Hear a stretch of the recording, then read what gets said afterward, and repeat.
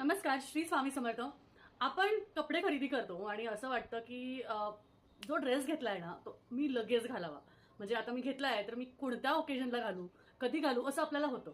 आणि याचा उद्देश ज्योतिषशास्त्राशी किंवा आपल्या धर्मशास्त्राशी कसा असेल तो मी सांगते.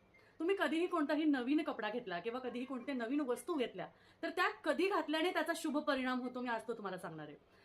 कोणताही नवीन वस्तू किंवा नवीन वस्त्र किंवा कोणतीही गोष्ट जर का तुम्ही घेतली, शक्यतो कपड्यांमध्ये, आणि तुमचा शुक्र जर का तुम्हाला स्ट्रॉंग करायचा असेल तर कधीही नवीन कपड्यांची सुरुवात, नवीन गोष्टींची सुरुवात ही शुक्रवारी करावी, कारण शुक्र ग्रह याने स्ट्रॉंग होतो.